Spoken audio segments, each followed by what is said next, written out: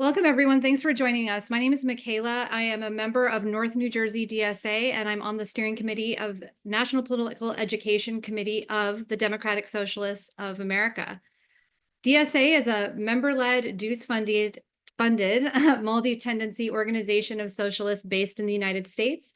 And as the name might imply, we're committed to the spread of democratic socialism in America and to the extent that we can do it credibly beyond. We have many tens of thousands of members in all 50 states and even some internationally.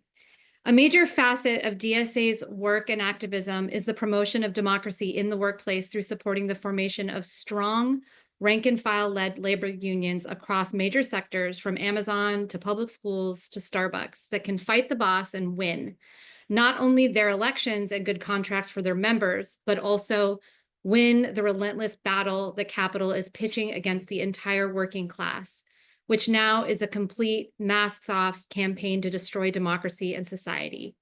Workers can and must fight back. DSA's National Labor Commission and the Emergency Workplace Organizing Committee, or EWOC, are two places where this is happening both in and out of our organization. DSA's Youth Wing, YDSA, talks to hundreds of students every year about getting rank-and-file jobs, and young people are salting and entering already unionized workplaces at rates not seen in decades. And Organizing for Power is training hundreds of workers several times a year. Things are looking up for the labor movement, but we still need more workers organizing and more unions, much, much more. So how can we do that? That's the occasion for our gathering today, to kick off a mass reading group of Eric Blanc's new book about worker-to-worker organizing, We're the Union, How Worker-to-Worker Organizing is Revitalizing the Labor Movement and Winning Big. Could you go to the next slide, please? So I'm just going to do an overview of today's show. For the first 10 or so minutes after I stop talking, Eric is going to present an overview of his book. Then Kim Kelly is going to run a moderated discussion for about 30 minutes with Mo Mills, who's a Starbucks Workers United member, and Eric. And then we'll also have Q&A. At the bottom of your screen, you should see a Q&A function. And I just ask that you keep your questions brief and to the point, because we will be going through them and then giving them to Kim to present. And so just making sure that chat isn't happening too wildly in there, so we're not able to read all of the questions. And then we're going to have a quick concluding presentation about where to go next. So I'm just going to introduce our speakers. Eric Blanc is the author of this book, an organizer and trainer in EWOC, and people can find his writings at the Substack laborpolitics.com. Mo Mills is a member of the St. Louis chapter of DSA, is an EWOC organizer, and an organizer member of Starbucks Workers United since 2022. And Kim Kelly is a labor reporter for In These Times magazine and has been a regular labor columnist for Teen Vogue since 2018. Her workers on labor, class, politics, and heavy metal and culture has appeared in The Nation, The Baffler, Rolling Stone, Esquire, and many other publications. And her first book, Fight Like Hell, The Untold Story of American Labor, was published in 2022. The Young Readers edition, Fight to Win, is out on May 6th and is now available for pre-order. And I'm going to drop that into the chat right now.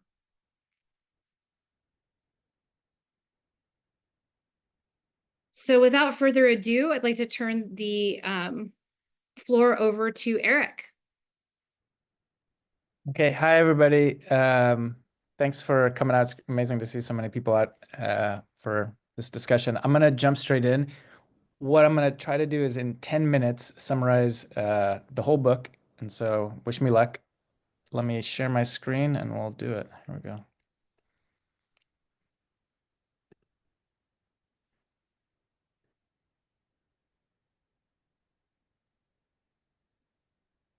Okay, so the major argument of the book is to try to encourage people to organize their workplace. There's a lot of stories in the book about ordinary people, just like yourself, who did amazing things by taking the risk of organizing their workplace.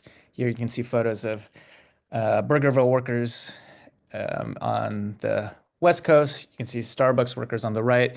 And through telling these stories and by giving a bunch of tips about how they did it, I hope that if you read the book, you come away being like, yeah, I could do that. It's not rocket science. I can do that as well. And you'll have some inspiration because times are tough. And I do think that having sort of a sense of power and a sense of hope is really important. Some of these stories will help do that. I give a lot of tips and tactics through the course of the book through telling the stories, and also I did it sort of systematically. Um, for the book, I reached out to every drive that went public in 2022, so that's over 2,000 union drives. And so you can use this as a cheat sheet. I think it's on page 264. I could be wrong. But these are the top tactics that drives used. And so you don't have to reinvent the wheel. You can see what worked. And you can also see what people weren't using. And I hope that you come away from the book with a really good sense of what you can do and sort of what the tools at your disposal are. I'm not going to talk as much about those stories because we have Mo and Kim, and we can talk more later about the kind of like lived experience of organizing. I want to use the rest of my time to talk about the big argument of the book, sort of the big meta argument. It takes place in the context of this graph, which is like the most important graph in the history of our world, and to understand what's going on in the US and in basically every advanced capitalist country. It's the relationship between inequality and union density. Union density, the percentage of workers in unions goes up, inequality goes down. And conversely, inequality goes up when union density goes down. And the book then is really an attempt to answer how do we make this graph turn the right way again? And if we don't do that, we're going to see a continued slide towards Trumpism, climate catastrophe, militarism. And so the question of then how do you organize literally tens of millions of workers? You have to organize tens of millions of workers to have that union density start to go up in a significant way. The book is an attempt to answer that. And one of the things I try to argue is that uh, there's been a lot of writings on labor, and it builds, and my work builds off a lot of these. And much of these focus on tactics to win campaigns, and those are good, and I talk about those as well. But it's actually a distinct question how you organize at scale. There's particular sort of challenges and strategies that are needed if you're going to organize tens of millions of workers, and that's what the book tries to address. The core argument of the book is essentially that labor's current dominant organizing model, which is best practice is considered one staffer for every 100 workers you're trying to unionize, over $3,000 on average for for unionizing one worker, is just too costly to scale. It's not that it's ineffective. Oftentimes, at its best, this model can be really powerful. It can make real changes. It can win on a local level, but you just can't organize millions of workers this way. There are literally not enough funds, and there's not enough time at moments of uptick to train up staffers to organize enough workers this way. And so conversely, the argument of the book is that only worker-to-worker unionism is the only plausible path towards scaling up union power in today's conditions. And I want to stress that sort of today's conditions is an important thing to note because it's true that there's been, there was one major labor upsurge in the US that a lot of people rightly point to, which is the 1930s. My book tries to push back against the idea that you can sort of simply replicate the organizing tactics and structures of the 1930s. Some of that we need to bring back, the real grassroots spirit, worker leadership. But the political economy and sort of social context of our country is really different. In the 1930s, workers tended to live next to their coworkers. They tended to work in really big factories and had sort of a pre-existing dense associational cultural life that unionization could tap into.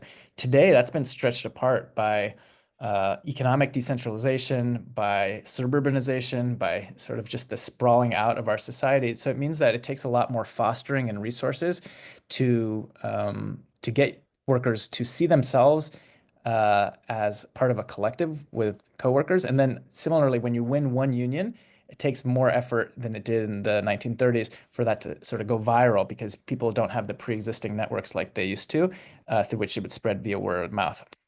So just to give you a sense of how much things have changed in terms of staff, you can look at union best practice today, 1 to 100. These are the two sort of classic drives of the 1930s. The Steel Workers Organizing Committee and United Electrical Workers Union. SWOC was, this was one of the most top-down drives of the 1930s, and it had one staffer for every almost 1,700 workers. So you can see that there's just a dramatic intensivity of staff today, even compared to the most staff-heavy drives of the 1930s. And so my argument is there's a reason for that. The context is harder. It is harder than it was to organize in the 1930s. You need more fostering, you need more resources. And so I don't think you can just do away with the types of roles that staff normally play. The argument in my book is that those roles are important, but you need to essentially be able to train up workers to do those types of responsibilities. So if you look at this not very pretty graph, you can see essentially what you're trying to do in worker-to-worker organizing is building up this new green layer of workers who can do what staff normally do, but to reach out to a far larger number of workers than you could do with just staff. So what is worker-to-worker unionism? I define it essentially as defined by three major traits. It's in the most general sense, it's a form of organizing in which workers take on roles that are normally reserved for staff. And specifically, that means initiating organizing efforts, training and supporting others, and strategizing. These are things that only rarely happen in staff-intensive efforts, and in worker-to-worker unionism, they're the norm. And so you can see, again, with some of the data that fortunately the recent unionization uptick has been able to start replicating some of the more scalable worker-led dynamics of the 1930s. So you can see Starbucks Workers United and its, in its first upsurge had one staffer for every 2,000 workers who were unionized. UE Higher Ed, 2,300, and Auto, very similar numbers. So you can see that even in today's conditions, some of these new drives are replicating the most bottom-up dynamics of the 1930s. And you can see this actually on an aggregate level. It's not just sort of these isolated examples. So I ran the numbers to see how many workers were unionized per total staffer. So total number of workers in the US organized into union, how many total staffers there were. And you can see 1990 to 2021, the average very low, starts to go up significantly in 2022, and then 2023 it goes way up. 2024 is even higher. I just didn't have time to make the new graph yet. So you can see that really on average, this worker-to-worker model has spread nationwide. It's having a nationwide impact, and it's successful. Even with relatively few staff, relatively high numbers of workers are organizing, over 300,000 workers total over the last few years. Just briefly, I'll say that I don't see this as a counterposed to the kind of time-tested tactics of deep organizing that people like Jane McAlevey or Labor Notes have long argued. I think that's a somewhat just distinct question. My book is about organizing model, which is the division of labor. Who is leading things? How do you scale up organizing? And the question of tactics, I think in large part, these bottom-up drives have been doing the best practices, sort of long-standing classic tactics, building organizing committees, mapping your workplace, holding a lot of one-on-one conversations, escalating actions. All of these things, these worker drives are doing better, in fact, than the sort of more top-down drives. And so it's a way of scaling up best practices, not necessarily throwing the baby out with the bathwater. To give an example concretely of what this looks like, I think that maybe together with Starbucks Workers United, one of the best examples we have of a really robust worker-to-worker program is the News Guild's member organizing program. And that is based off of the philosophy that every worker, this is in journalism, these are journalists, can learn to do what a staffer normally does. They have a philosophy called learn, do, teach. And then here's their benchmark tracker where you can see every worker in the program gets a chance to learn each one of these tasks. So you can see inoculation, shop steward, learn it, do it, teach it. And then through this process of over years, they're able to develop all of these skills that normally a staffer would only have.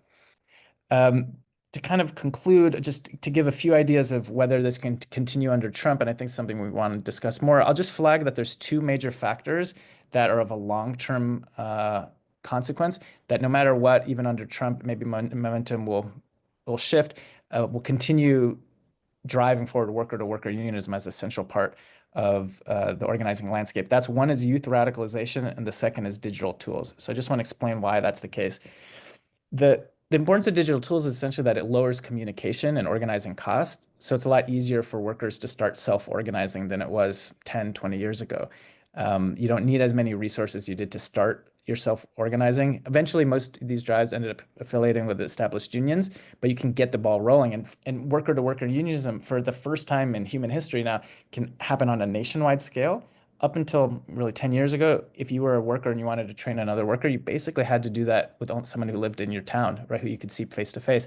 And now, and Mo will talk about this, workers all across the country, Starbucks and all these other places were able to train workers anywhere else in the country by jumping on Zoom or a training. And so that radically shifts the possibility for scaling up worker-to-worker unionism that just wasn't possible even a few years ago. And then the last thing, and I'll end with this, and then a little bit about federal workers, is you have a radicalization of young workers. The data I found in the book is that the average age of worker leaders was 27. 80% of the worker leaders were under the age of 35. And their views, I asked them what their political views were. Almost a majority were radical, over 30% were progressive. And so it's essentially this layer, people who went to Black Lives Matter protests, people who maybe volunteered or voted for Bernie, is driving this upsurge in all these industries. And I think that's a reason for optimism because that layer is not going away. And if anything, I think is more attuned towards the importance of labor organizing for defeating Trumpism and the billionaires than ever. So just a last plug then on, what to do. I think that we're seeing, even under Trump, the necessity of worker-to-worker organizing in a very clear way, because even for defensive battles, it turns out you need this type of model because there's not enough staff, for instance, in the federal workers movement, to organize the 2.3 million federal workers who are under just insane attack from Elon Musk and Donald Trump. And so there's an emerging movement of federal workers through the Federal Unionist Network and beyond to start fighting back. And they're doing that through worker-to-worker methods in the same way described in the book, but to beat back this sort of horrific attack on democracy in the public sector. So I just end with an ask for y'all, which is that if you haven't yet gotten involved, please do go to the website that's up there, go.savepublicservices.com, which will take you to a link to sign up for a rapid response campaign through which you will sign up, and then anytime a worker is fired, a federal worker is fired locally, there's going to be a mass protest nearby you. And so you'll be notified of it, and hopefully it's going to be an escalating, hopefully viral campaign that can create enough backlash to defeat Musk. So I'll end it there. Thank you all. Look forward to the discussion.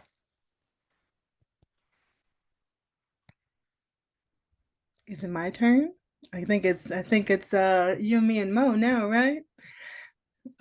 Spotlight you all. We got a bunch of cool questions. We'll get to them after we have a little chat. I have a million questions that I want to pepper Eric with. There really is so much in this book. Like, you put in a ton of research. You ran a lot of numbers. It's not your first rodeo. I'm really excited that workers all over the place are going to have access to the results. And one thing I wanted to start by asking about is something that maybe might seem like a basic question to you, but because you've been studying this forever, but okay, it's not exactly a secret that workers want to join unions, that organizing is important. Big unions, they have organizing departments, they have paid organizers on staff. And yet, millions of workers in this country who want to join unions are not in them. And one might ask, what is the disconnect there? Why aren't we seeing like a massive prioritization of organizing from unions that already have these resources and these established structures? Why is it so imperative now that workers are looking towards worker-to-worker organizing and different, more creative models? Like where did things go wrong? Yeah, it's a good question. I mean, unfortunately, the labor movement is extremely risk averse and beset by deep inertia. So even in the amazing organizing opportunity post-pandemic, there was a good NLRB over the last few years. Workers are start self-organizing. It's really actually mind-blowing how little the labor movement leadership pivoted. Really they just kept on doing business as usual. And the big wins we've had the last few years have been overwhelmingly kind of despite the lack of a pivot from the top union leaders. And it's frankly, it's kind of maddening because there's a huge amount of money that's getting sat on. We're talking about over $30 billion in assets that the labor movement has currently and that it's not using for new organizing.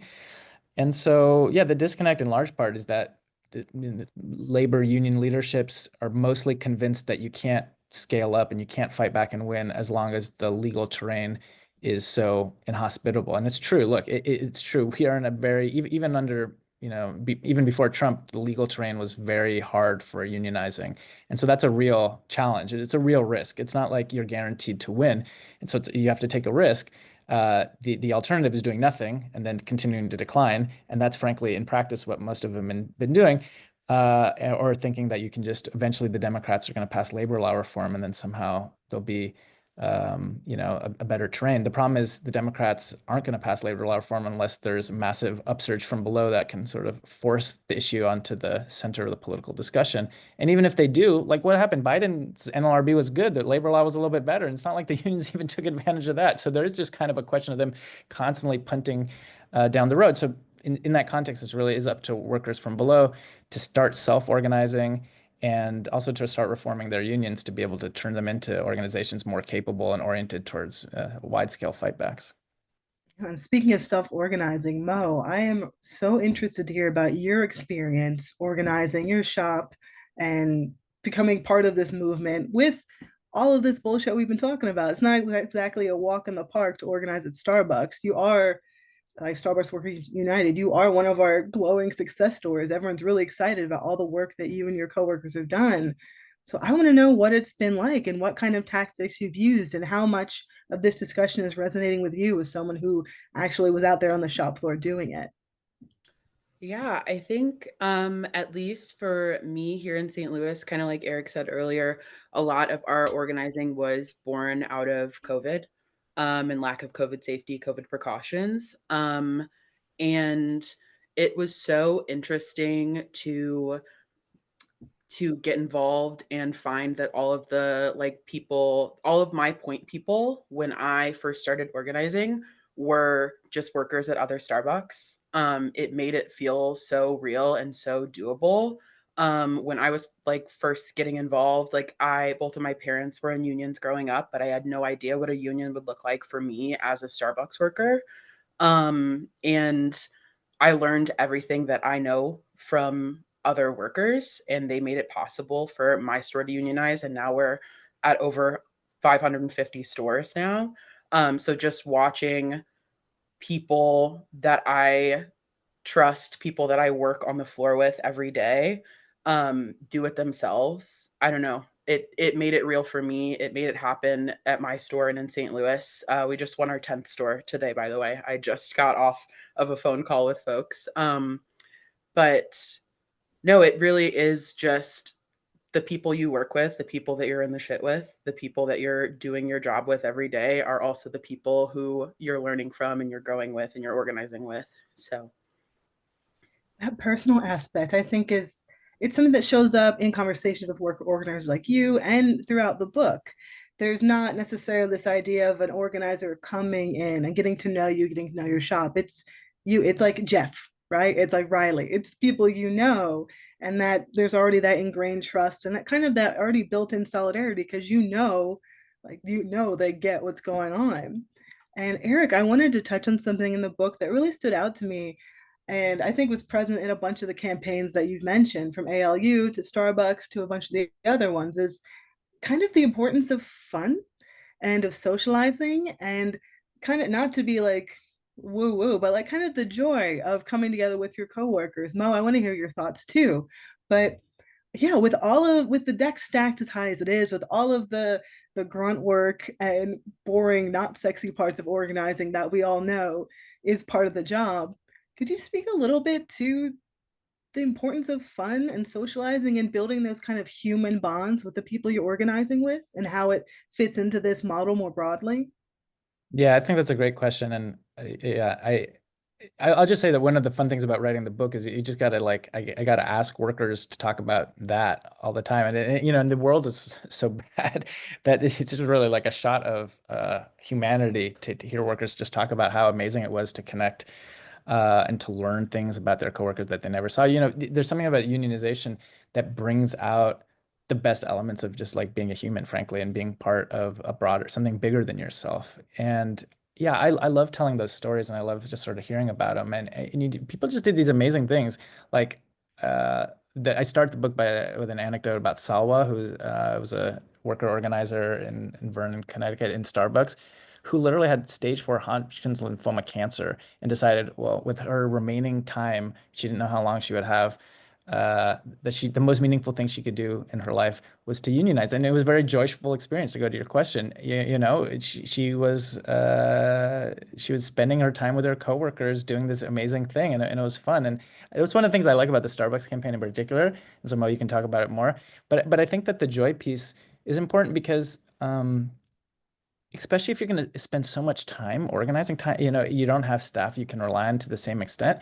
It's such a slog, and there's all of these really hard parts. You need the fun to kind of keep up momentum and sustain you. And then also, frankly, you do need the social part to also build those ties, because it's not true that everybody already, maybe at Starbucks is different, but in a lot of places, you don't necessarily know your coworkers. Some places, you know, you go in and you go out, and you might not have that relationship with them. So building the social part, just eating food, getting a beer, whatever it might be, like playing. There's all sorts of like weird nerd stuff that I don't really understand, but like video game people playing online. You know, it made a difference for them. People were able to connect.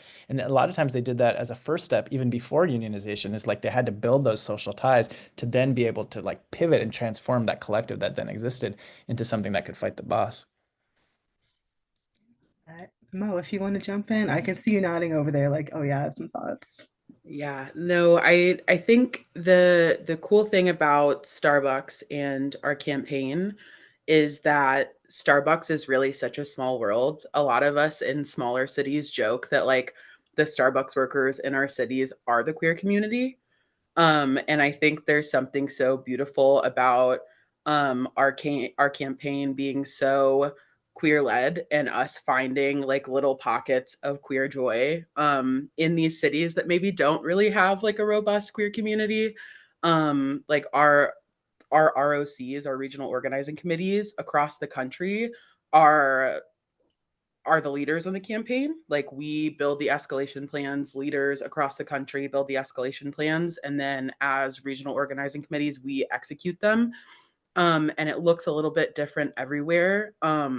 But just the closeness and the camaraderie that's built and the way that on so many levels we can relate to each other and just like enjoy time together is really beautiful. I don't know. And I guess on the flip side, almost, because you're talking about, finding other folks that have, shared identity, shared community. Not every workplace is like that, right? A lot of us, especially those of us who are a little bit more, lean to the left, if you will, have gone to work and we have coworkers that see the world completely differently from us. And that might be something that people are experiencing even more now. Uh, yeah, I'm glad I work from home. But still, your coworker is someone you're going to organize with. You don't necessarily have, if you're doing this kind of deep worker to worker organizing, you're going to have to find that common ground. You're going to have to find a way to get through to one another. And I guess I'm curious to your Mo's perspective and also from Eric about kind of what this model brings as a solution to that kind of forever issue. It's not a problem, it's just a fact of work, of the fact that you can't pick your coworkers, you can't necessarily pick your union siblings, but you can pick your organizing committee, but it's still going to take a lot of conversations to kind of figure out how you can get from like me and me and me and me to us, especially in this extra fucked up polarized world that we're trying to organize in right now. Yeah, I think that was one of the really beautiful parts of getting involved with the campaign and organizing my own store was realizing that regardless of whether I would want you at my birthday party or I enjoy working my shifts with you, like all of us have something in common. And sometimes the only thing we have in common is this job that we're doing together.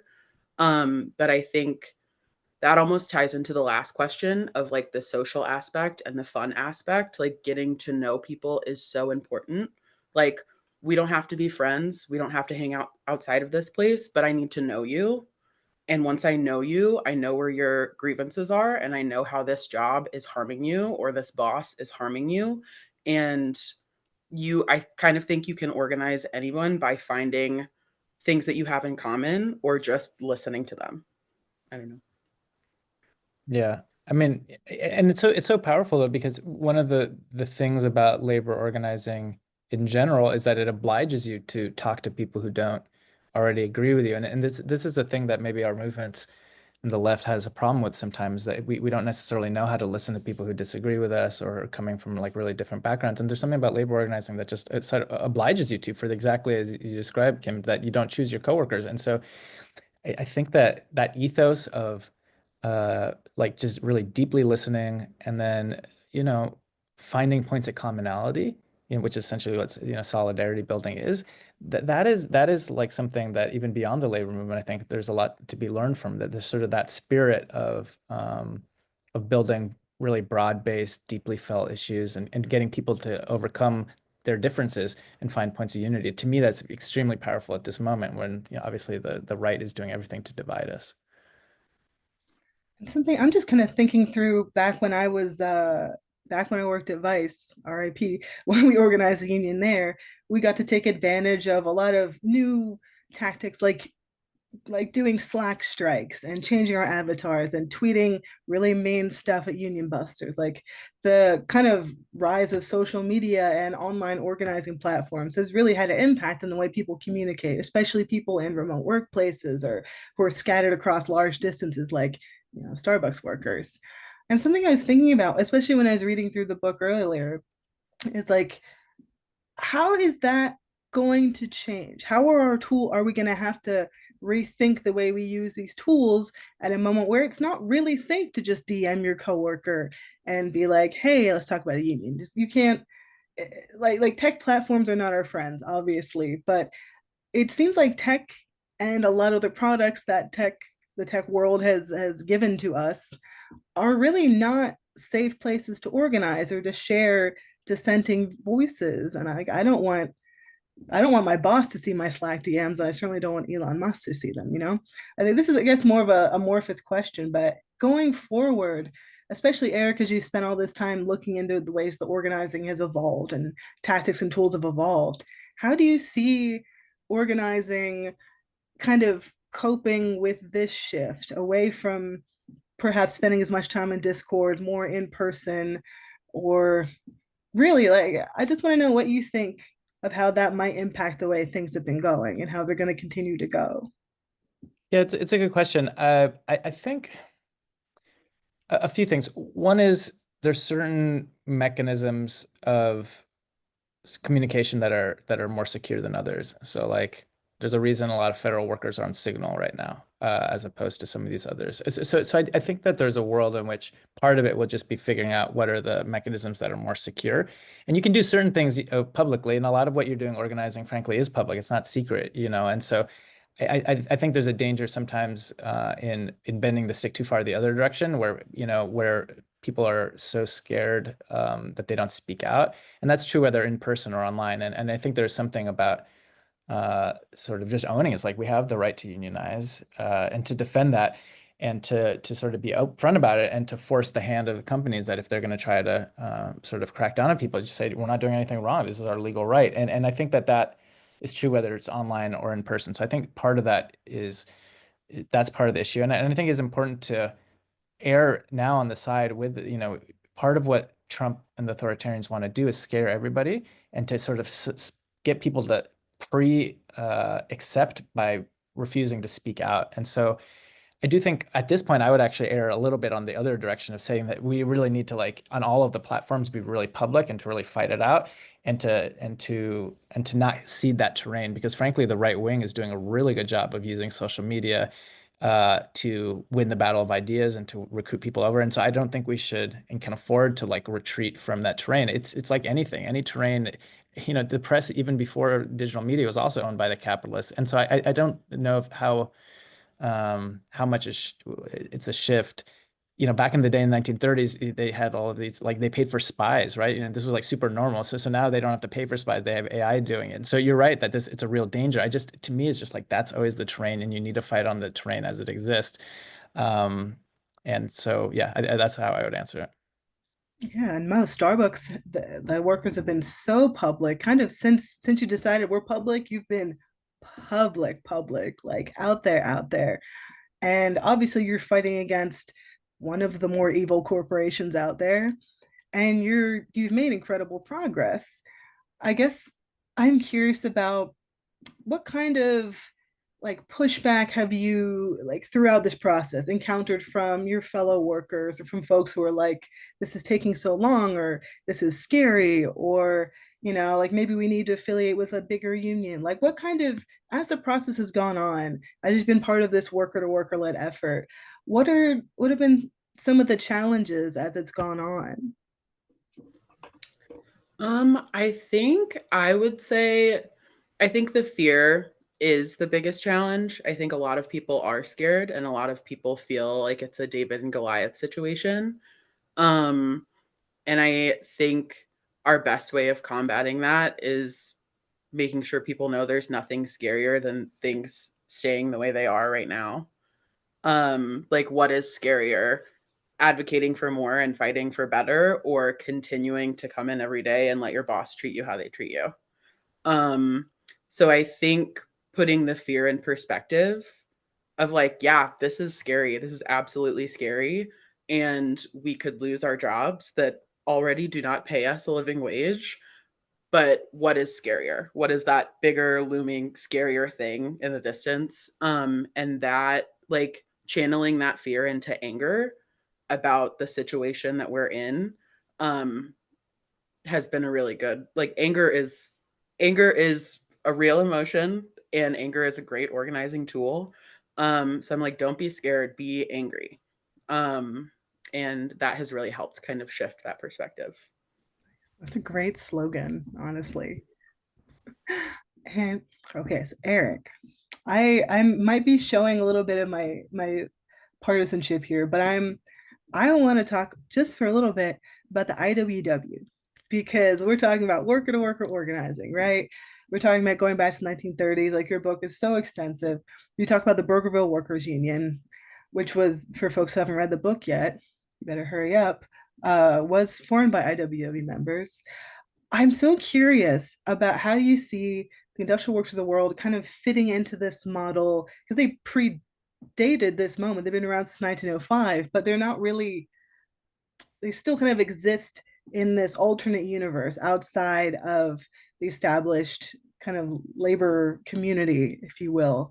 But honestly, we have a lot to learn from them. And I feel like your book really just kind of emphasizes that some of these old methods, pre NLRB, pre labor laws, like there was something to them.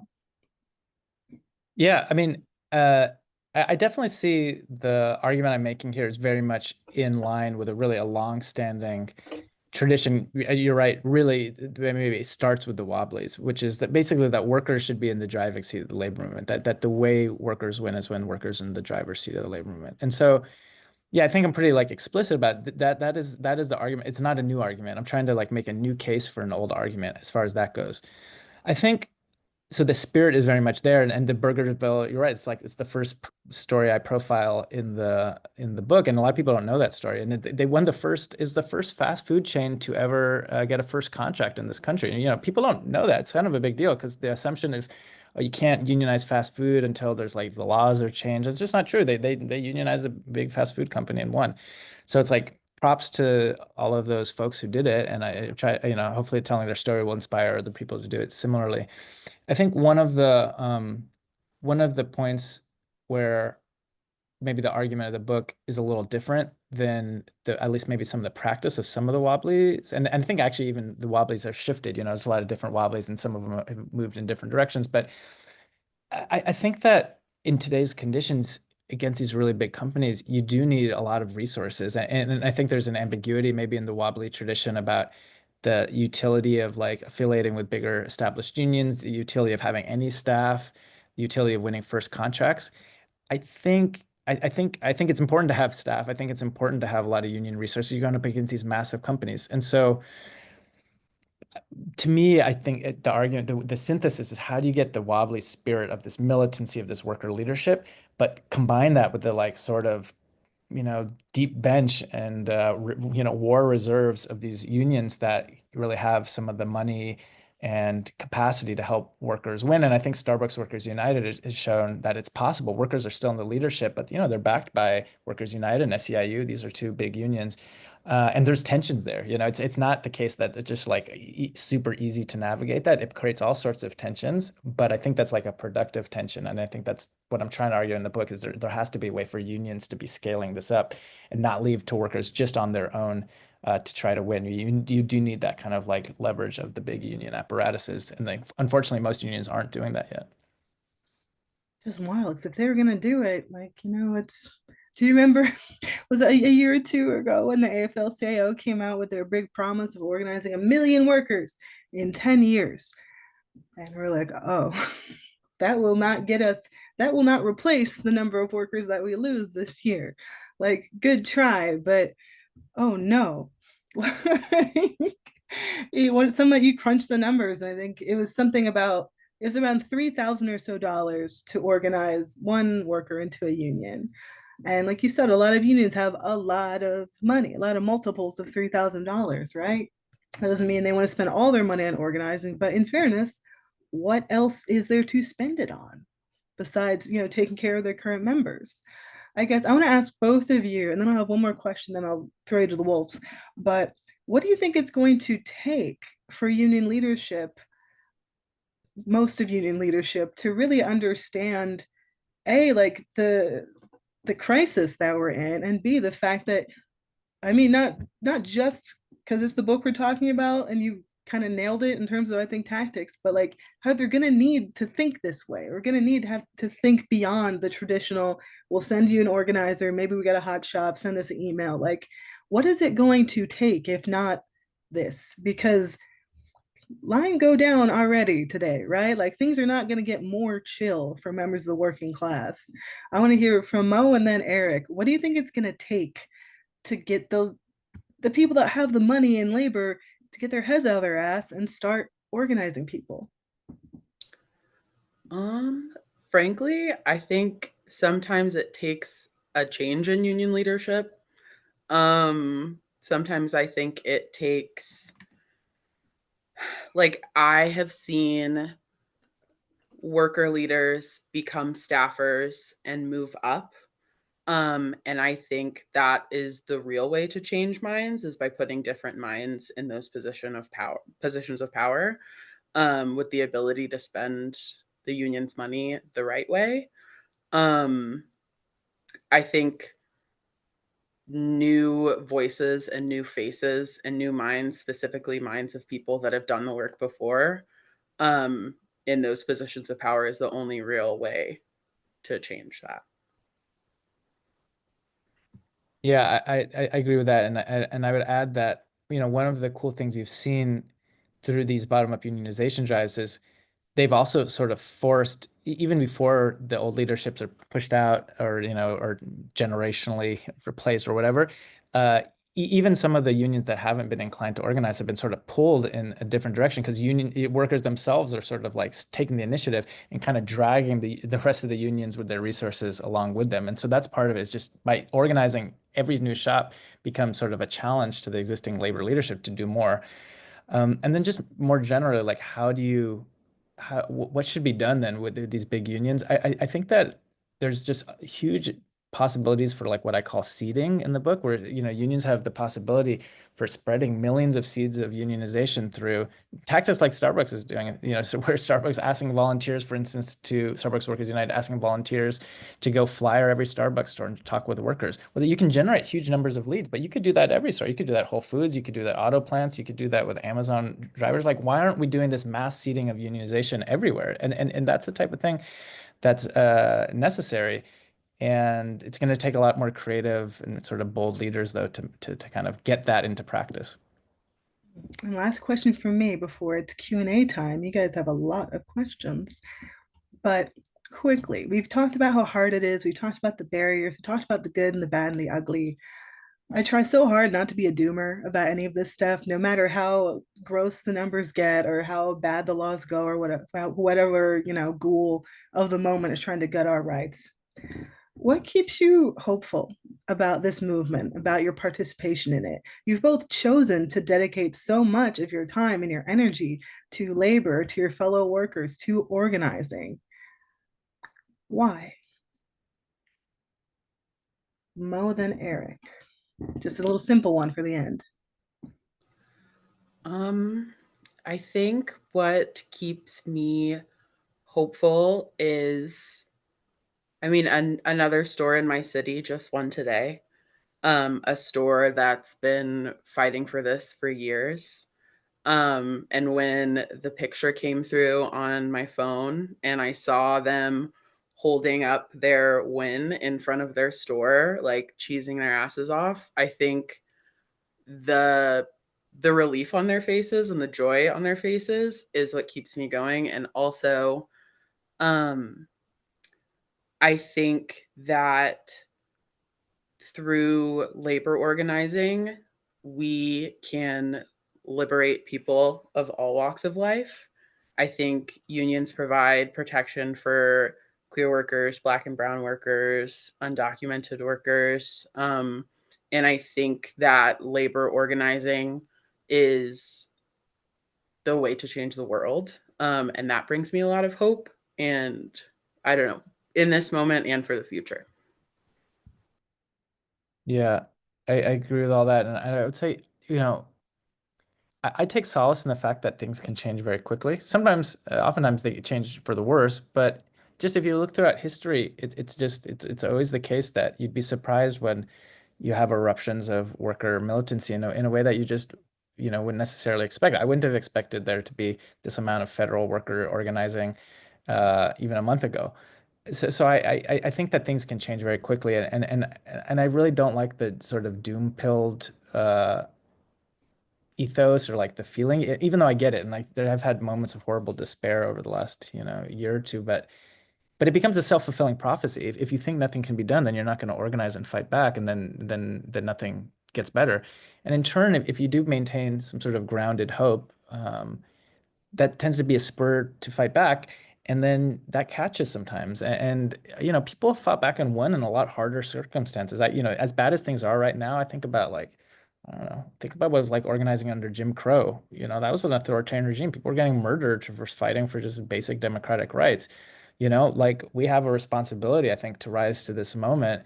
And I just say on a personal level, I feel less depressed when I'm organizing. Like this last month, I've just been doing like 16-hour days trying to support the federal workers, and it's exhausting. But I'm actually like significantly happier than I was over the last year prior, where I was like spending too much time on Twitter, just like looking at horrible things happening.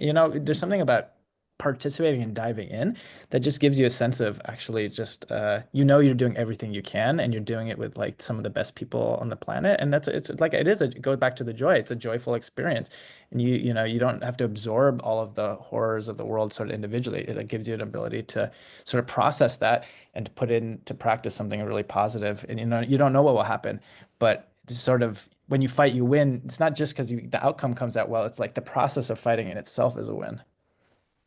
Beautiful. What a nice little bow to wrap that up with. I love it. It's like you're a writer or thinker for a living or something. So we have 70 billion questions. We will get through as many as we can in the next 23 minutes. I promise I'll talk fast.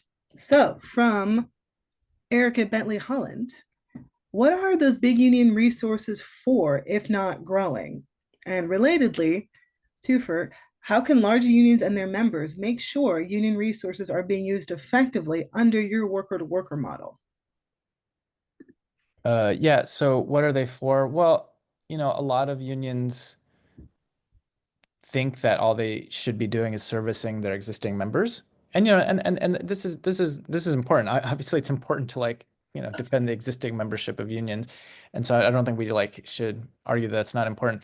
The problem is that in this context, with all of the attacks on sort of the whole working class, the small islands we have of union membership are more and more under sort of threat from the bosses as a whole. So it's not possible actually to like disassociate maintaining the living standards and working conditions of union workers from new organizing. You have to, if you're a UPS worker, you have good standards right now because you have a union contract. But if Amazon destroys, takes over the entire sort of shipping industry, well, you're screwed. So you have to organize Amazon, right? And so the argument is like that your own living sort of and working standards are deeply tied to organizing the rest of the working class. So that's sort of the argument and that we need to be making. And then what should we do to make sure that unions are using those resources well? Well, I think that, I think we have really good models for what this looks like. You can look at the News Guild, you can look at Starbucks Workers United. I don't think you have to reinvent the wheel. And part of what I'm trying to do in the book is not say I didn't invent this stuff. I'm just sort of like trying to write down, be like, these are the coolest, best unions right now. They're doing amazing stuff. There's no real reason why other unions can't be replicating these models. So I guess that's what I would say is you should just like take seriously study. You don't have to read my book. Maybe it's an easy way to do it, but you should look at people who are doing a different model and just try to replicate the best aspects of what they're doing. Right. All right, from John Harris, we have, how do you think this division of labor will change the types of leadership structures, contract provisions, and campaigns these worker-to-worker organized unions pursue? Mo, why don't you take that? It's a question really, I think, of like what the fight looks like after you win the union election, right? How does this change after you win? Can you repeat it one more time? Sorry. Sure. From John Harris says, how do you think this division of labor will change the types of leadership structures, contracted provisions, and campaigns these worker-to-worker organized unions pursue? I honestly, I think it will change the tactics that are used, but I don't think it will change what workers want and what workers are willing to fight for. I at least like on our campaign, the way that we are using social media as a tool, the way that we are using like our community spaces, the way that we are just going out into other stores and talking to workers and pulling them in basically. I don't see that changing. I think that things will get scarier. And I think that we have, like Eric said before, like people have organized through much scarier times. Um, so I don't know that at least our tactics will change that much. They'll only get stronger. So the phrasing is wild. Not to be the skunk at the garden party, but a lot of the newly organized workplaces in the book do not have contracts yet. What are the prospects for them to get an actual union contract? And alternatively, should the organizing itself be the win?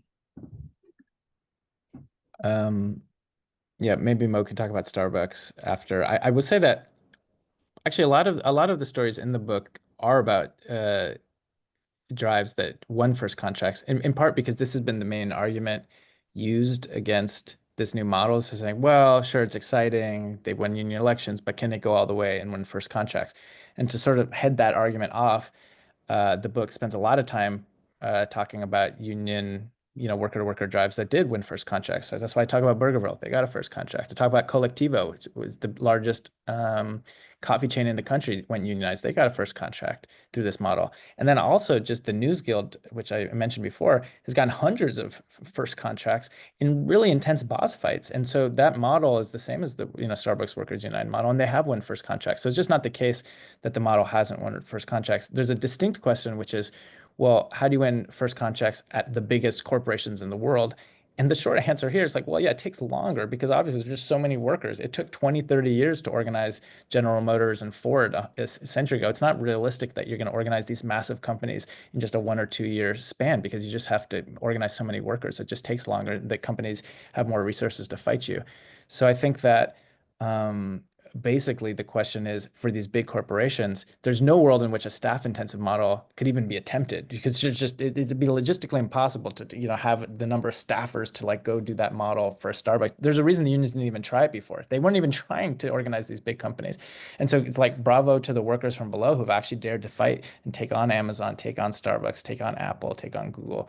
And I think it'll take longer at those companies. But it's amazing, frankly, how far they've gotten at Starbucks, that they've forced the management to the bargaining table. So maybe Mo can talk a little bit about that. But from a historic perspective, if and when they get a first contract, this would be like the biggest win in the private sector since the 1930s. And they did that in what, 4 years? That's nothing. It's gone extremely fast by historic standards. Yeah, I think there are there's a lot of twiddling thumbs on our campaign right now. And when I say that, I mean there are a lot of people and a lot of conversations happening about, okay, like when? Like we've been waiting. We've been at the bargaining table for over a year. And I think that, like Eric said, it just takes longer because it is a multi-billion dollar multinational corporation. Um, but I think it's really cool that the campaign has not lost any steam, and we have fully taken advantage of this time between getting to the bargaining table and having a contract, because it gives us the ability to do a lot of really cool badass shit that Starbucks hates. So like in some sense, like, yes, the contract is the goal, but there's goals that come after that. Like the first contract is just the beginning. And the things that we can do pre-contract are really exciting to see. And it's cool seeing how many things that this campaign has up their sleeve.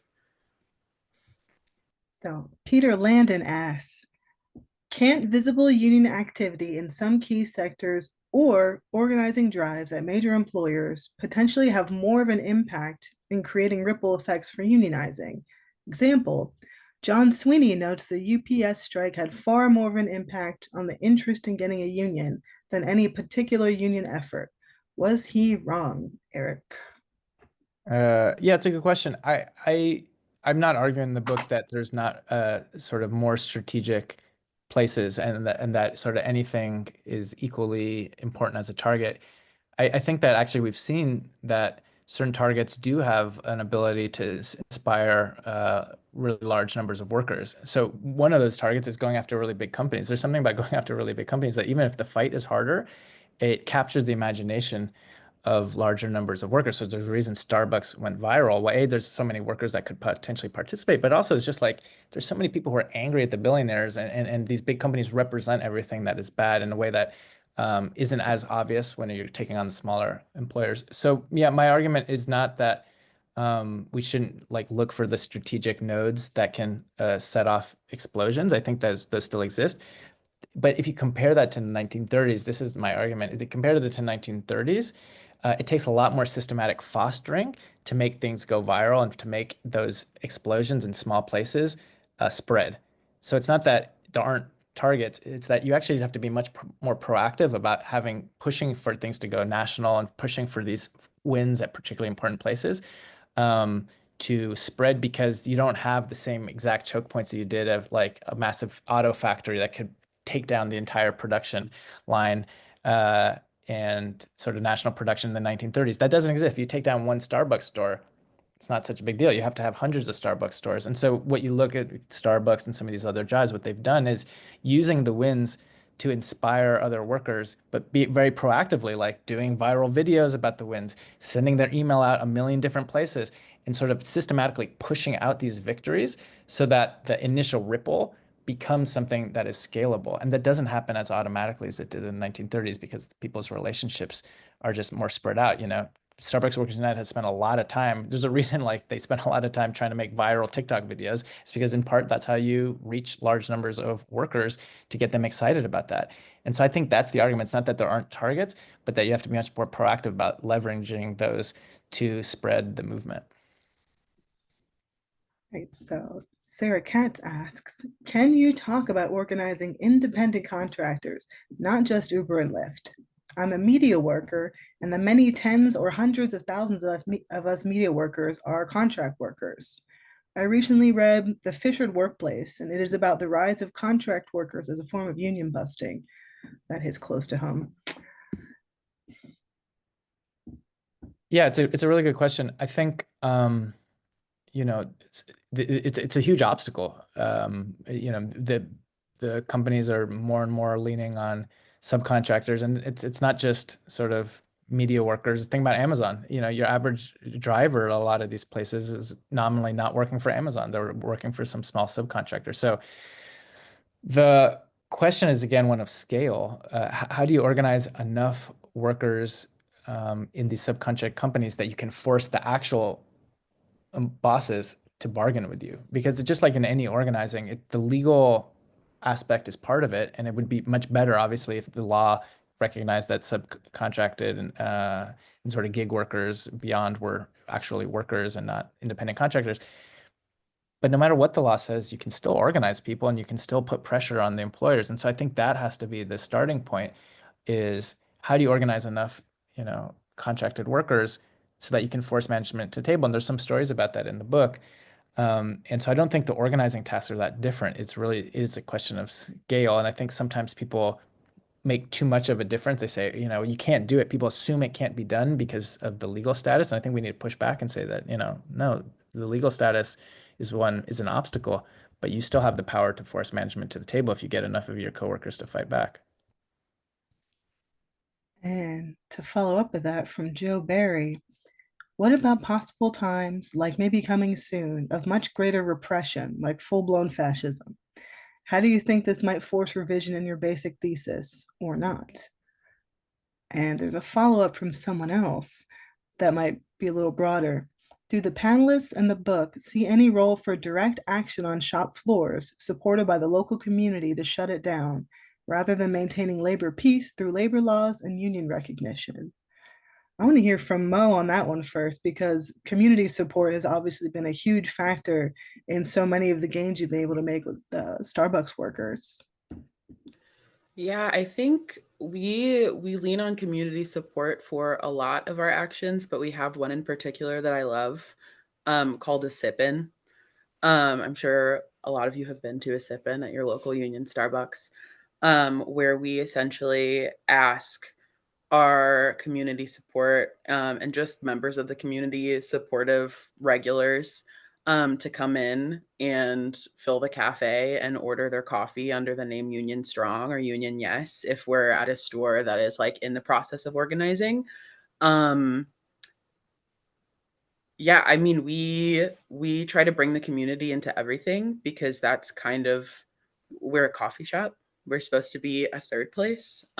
So we do everything we do for the people that make our job worthwhile. And I'm sorry, I lost the beginning of your question. I'm just thinking about my favorite regulars that wear Union Strong shirts. If you want to speak to the first part of the question, or the earlier question that we piggybacked on, was basically what about possible times that basically like we're staring down like fascism extra right now, and how do you think that, I guess, the coming storm might force revision in this basic thesis around whether worker to worker organizing is the way to go? So yeah, let Mo finish their thoughts and then Eric can take it away. I think that we'll have to lean on worker to worker organizing even more, as unions get scared of the current administration. I think that the conversations that workers can have with each other, um, are going to look the same, and the conversations that unions have with workers may change. So I think that worker to worker organizing is going to be an even stronger tool under current administration or new administration, if that makes sense. Yeah, I agree with that. I mean, it's also just the reality is, the Democrats are just so obviously MIA at best that like no one from above is going to come save us. And so the spirit of how we defeat Trumpism has to be self-organization from below. Like who else is going to do it, right? And I would push back a little bit just on the question of like, what do we do if country becomes fascist? Not because it's not important, but because that's not the context yet. We have the basic sort of democratic rights still exist. They're getting threatened, but because of that, it's actually really important to take action now. And I would stress that, the fight, going back to the federal workers piece, is just really crucial because they're trying to break the law to bust these unions to take sort of full control over the apparatus of government, to terrorize workers in the federal sector. But then if they do it in federal workers, then they're going to come after K-12, higher ed next. Anybody gets even a cent of federal money, they're going to try to use these same tactics: mass firings, cutting off funding. And breaking the law, essentially just saying, force us, like, so what? If we break the law, who's going to stop us? So I think that the crucial question to ask is like, how do we stop this? And it's not too late to stop it because, frankly, what Musk is doing is extremely unpopular. Like, can you imagine cutting half of the staff for Social Security? Like, who's going to be okay with this? How are you going to get your Social Security checks if there's no workers there? You know, and so the even Medicaid is like overwhelmingly in a lot of these states is going towards poor Republican voters. They're playing with fire because unions are popular. These services actually are popular. And so I would say that we actually have an opportunity to prevent this fascist sort of authoritarian regime from consolidating itself. And so that is the crucial question.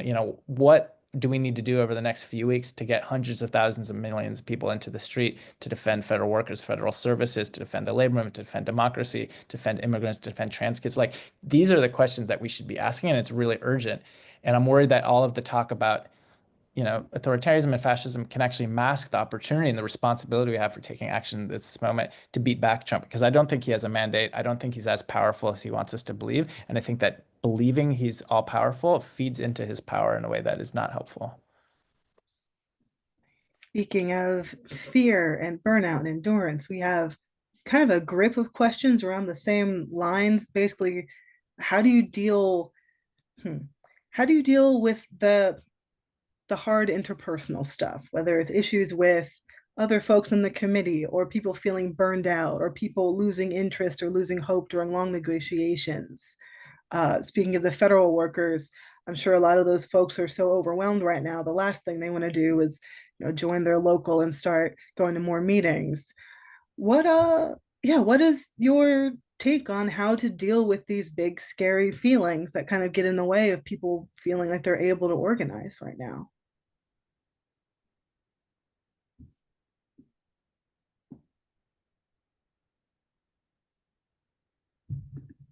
Are you asking me? Just Why don't you go, Mo? I'll go after you.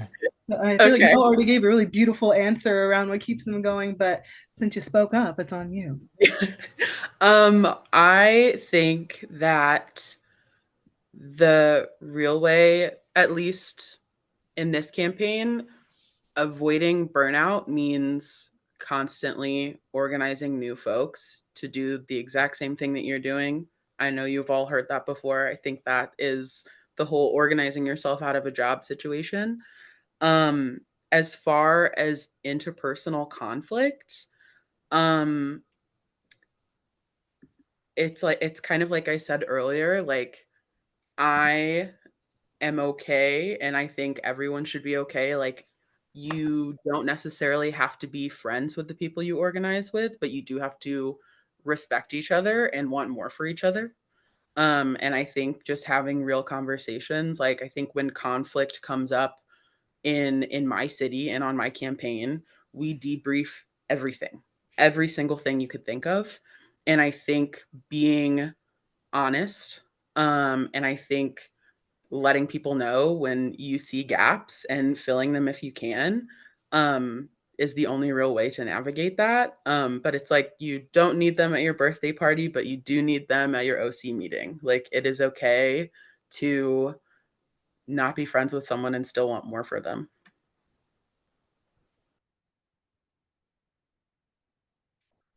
Eric, what are your last Yeah, on the thoughts on on the burnout question, I mean, I'll say a couple of things. In addition, it does help, frankly, to have some sort of political vision. It's not a necessity. A lot of workers are not sort of ideological and don't have radical politics, and they fight back, or maybe they start fighting back and eventually become sort of have some sort of broader worldview. But I'll just say, in my personal experience, having a sort of sense of history and a sense of how what you're doing connects with this long-term struggle for democracy, economic and politically, it just goes a long way to being able to sustain yourself because you understand that people have been doing this for so long and that even if you win, it's the struggle is going to continue. And I think having that sense of historical perspective is really important to avoid burnout. And again, it gives you some perspective of, well, yeah, things are bad right now, but things have been worse in the past and people still fought back and won. And as I mentioned, things have been really bad and they turned around for the better. So I do think that the like having some sort of sense of history and sort of a sense of politics matters. It's not a necessity, but it certainly helps a lot. And then just having a crew of comrades, this is, it does, again, doesn't have to formally be a political organization, but like having a crew of people who you really trust and who you can just really like be open with and vent to and be, who know they have your back, that goes a really long way. And it doesn't have to be even the national apparatus. It could just be like locally having some people who you can really just know, like these are people who are in it with me. This is like a war, but these are my comrades. And there's something about being comrades with people that just gives you ability to sustain yourself through what's really hard battles. You can't really do that on an individual level. And I do think that that spirit of camaraderie is, is a crucial ingredient for sustaining militancy. Like Peter Landon, who's on the call, he asked a question earlier. What, I don't know. Peter has been doing it for 60 years. I don't know how old you are, Peter, but like, people maybe that's rude. But I mean, then the best possible way, you've been doing it for a really long time. And I think that's an inspiration. So, learning from elders in the movement, also is a good way to see that. It's a really long fight with a lot of ups and downs. And if you take solace from people who've done it before, I think it gives you some sort of sustainability for your organizing. Peter's not that old. I'm sorry, Peter. You can get mad at me afterwards. I'm sorry. You're gonna get an angry phone call. But so we're getting close to the end, and I wanna end on kind of a big picture note. We have a question from Katie Murphy. Shout out to the Massachusetts nurses. And she was asking, how do we knit a network across the nation that reaches every community in order to see DSA principles thrive? And I think kind of part of that is the idea that we're talking a lot about unions, unionizing. That's sick. We love a union. But there's kind of a bigger target, right? Like unions are a step on the way to the world we want. So, yeah, how do we use this moment, this type of organizing, this model as a way to get closer to that bigger, brighter, redder future that we all want so much? And that's for both of us. I think the the idea of worker to worker organizing can be that tactic and strategy can be used with your neighbors, with the people you're at church with, the people you see at the grocery store, the people who are bagging your groceries. I think building community doesn't I mean, organized labor is obviously a beautiful way to build community and advocate for better. But I think the conversations you have with your coworkers can be the same conversations you have with the people who live across the hall from you in your apartment building, the people you see at church, the people in your knitting circle. I think organizing the people that you love um, is the only way forward. Yeah, yeah, I agree with that. And I would say that I think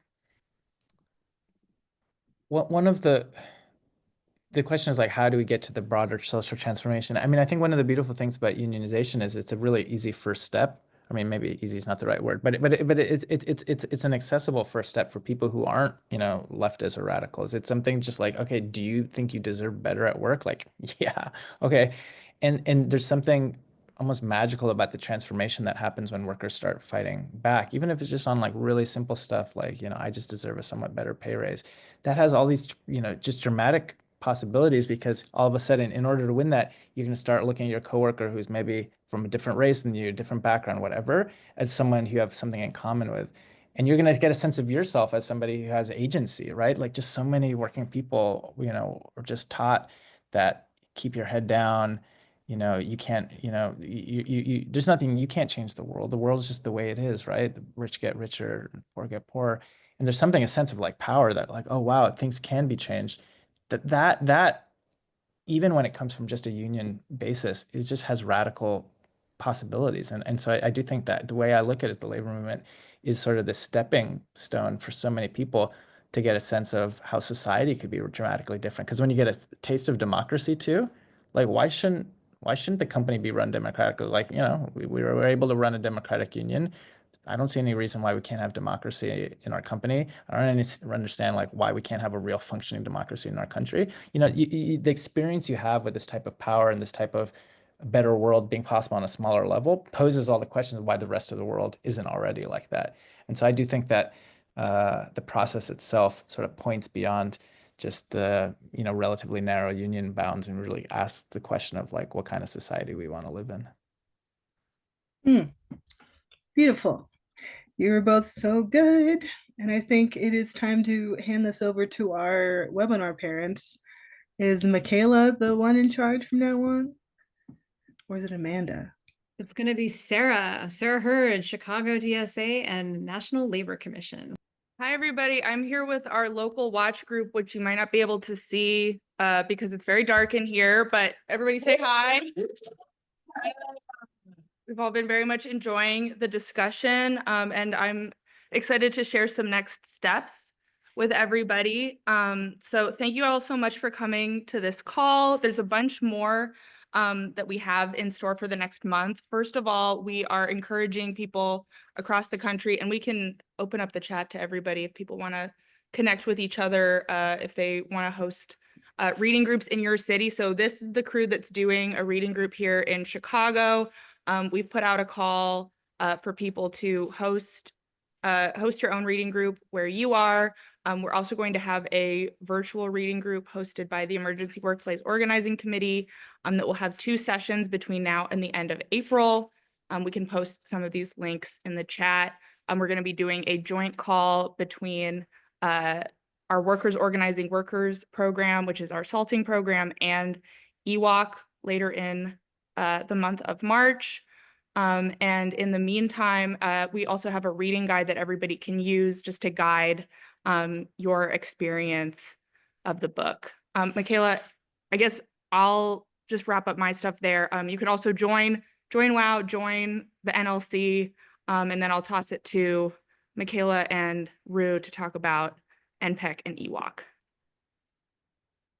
Hi, everyone. I just put the reading guide into the chat, and it's the same reading guide that I sent out earlier, but it now has a whole bunch of important links at the top. So if you have it open already, those links should be there. But the links that Sarah just mentioned are also in there. I'm seeing some questions about what is WOW. So if we could get some of those links. WOW is Workers Organizing Workers, which is a program of the National Labor Commission. And we're going to be dropping a lot of these links right in the chat right now. So National Political Education Committee is the DSA National Political Education Committee, as the name implies. And we do a number of things, including these kinds of big cross-collaborative reading groups. We have other kinds of curriculum. We have a podcast. We have events that we put on. And also, our committee is calling for applications this month. So if you're interested in education, if you're already an educator, or if you're interested in learning how to facilitate things, if you're interested in learning how to put things together, just like this call, please apply. And I think that, yeah, great. So those are in the chat box that Sarah just put in there, the very bottom there. And I'll also put like one specifically to the application here in a minute. But that's all I have for National Political Education, and I'm going to toss it over to Rue from EWOC to talk a little bit about EWOC. Hi, y'all. Thanks for joining, everyone. I'm really excited to be co-hosting this reading group with NPEC and the NLC. So EWOC, Eric, of course, talks about it in his book, but EWOC, for those of you who don't know, is the Emergency Workplace Organizing Committee, and our main work is supporting workers to unionize in workplaces that aren't already organized. We do this in a number of different ways. We have trainings that we run. We also support workers directly. If you're interested in organizing your own workplace, I highly recommend that you reach out to us. I will drop, well, actually, I can't drop a link in the chat, but one of the other hosts will. It's just our website with support next to it, and then you're also welcome to sign up as a volunteer with us and support that work that way. Same thing, it's the website with volunteer at the end. And then, as Michaela mentioned, we are also going to be hosting 2 virtual reading group meetings, one on the 17th of March and one on the 4th of April. And everyone who isn't able to attend a reading group in person is very welcome to attend those and meet EWOC volunteers as well. So yeah, I'll turn it back over to Sarah. Thanks everyone so much.